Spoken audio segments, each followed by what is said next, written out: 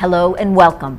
For the first time in 45 years, Asean, the Association of Southeast Asian Nations, fails to come up with a closing statement for its just concluded ministerial meeting. Myanmar is opening up to the world in unprecedented ways, starting with dropping house arrest for Nobel laureate Aung San Suu Kyi and now welcoming her and her party to government. China is moving to define its leadership in numerous ways, and here at home, we've got upcoming peace talks actually going on now in Kuala Lumpur between the Philippine government and the Moro Islamic Liberation Front. Both sides say they hope to sign this agreement this year.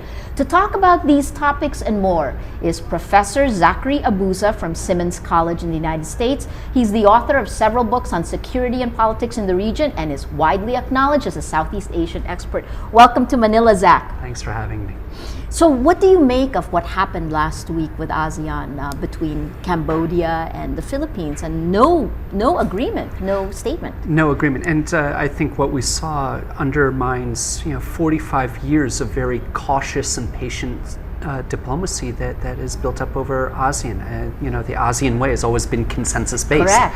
And that they would, Hun Sen would push so hard and really be at China's call for this is really shocking, and it really undermines such a long and important diplomatic tradition.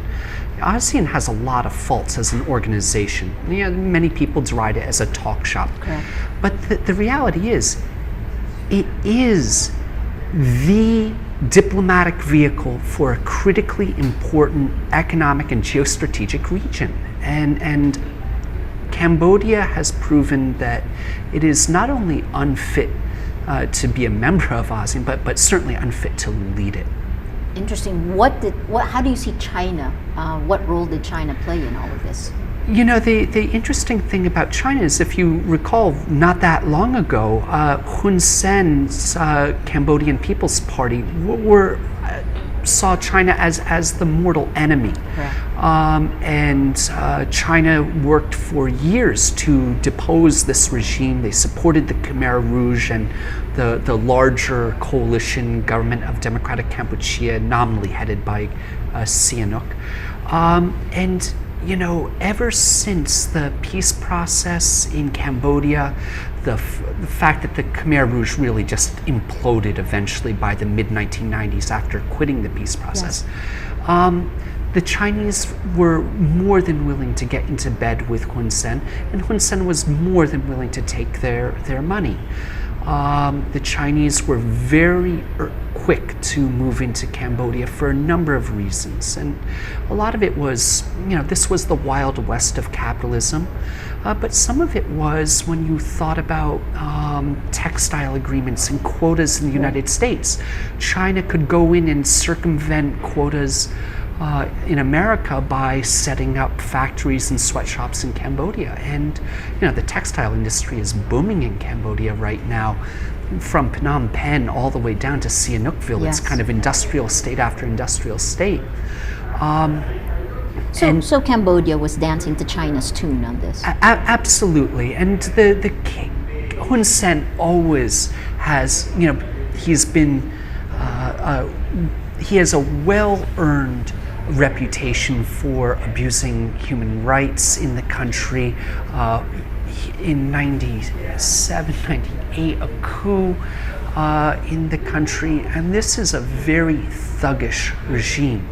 And the Americans and Europeans and even the Japanese have tried to impose conditions on aid, improvements in human rights, improvements in women's rights, development of civil society and NGOs. And, Hun Sen, like many dictators, hates these conditions on aid, and the Chinese have offered absolute no strings attached aid. In fact, they really don't care if it's used for anything. It can disappear into Swiss bank accounts or Jersey Islands, and that's fine. So what does this mean for ASEAN now, with China and Cambodia taking these positions? Well, I was struck the other day when I saw a statement by the Chinese foreign minister when he publicly thanked Hun Sen for taking China's position into consideration. And it was just shocking that Hun Sen would do this. You know, for the past 2 years, we've had very serious leadership in ASEAN, first with Vietnam as the presidency, Correct. and then Indonesia. Yeah. And these two countries really are working hard to put together a very strong united front within ASEAN. Both are concerned about Chinese aggression in the region, just Chinese assertiveness. We've seen since 2010. Yes, intensified in the Philippines this year. Absolutely right? intensified.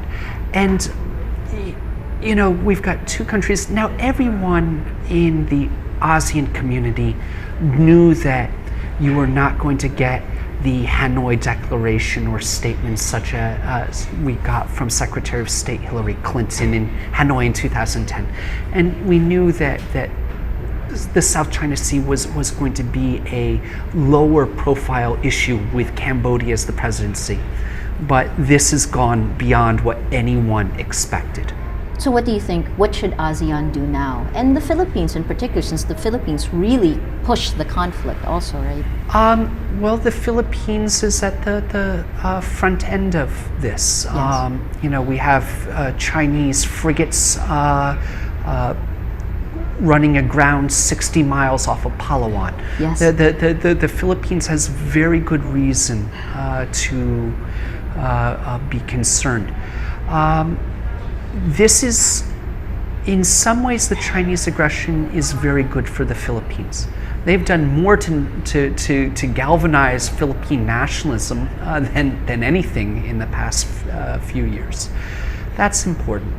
And the Philippines have, you know, used the opportunity to try to deepen and broaden their alliance with the United States. Yes. But more importantly, I think the Philippines has now realized that their ultimate security is going to be based on ASEAN. Yes. And you see much closer diplomatic ties right now in communications and back channeling with Vietnam, with Malaysia, with other countries. The future of Philippine security is going to be in a very unified ASEAN. What do you make of what's happened? China's moves in Scarborough Shoal. What this year really has been unprecedented in what it's done. What do you make of where this is all headed now? I would go back to 1993 with Mischief Reef. Yes. Right, and that came at a time, and we all know that the Chinese did that right after the closure of Subic Bay, Yes. and when the Americans were very unhappy with the Philippines, and they were going to gauge the American reaction. You know, they could have chosen atolls claimed by the Vietnam or Malaysia. They chose the Philippines for a reason. And China was really shocked at the time that ASEAN really got together Yes. and came together and demanded China stop it, and they backed down. And China has always sought, ever since then, they're happy to discuss things on a bilateral basis. Yes. They're terrified of a unified multilateral front. And I think that we see right now China in the past couple years, many things happening at the same time. The economy of China has been booming, Yeah. but they do have, like many other booming economies, they have real energy security issues, and increases in global energy prices could really hamper economic growth. And China is an economy that, you know, for the rest of the world, if we could have 7% growth, it would be fantastic. But for China, when you get down to 7% growth, that's actually at levels that are not going to be able to absorb To sustain China Yeah. and growth, and that will cause political instability.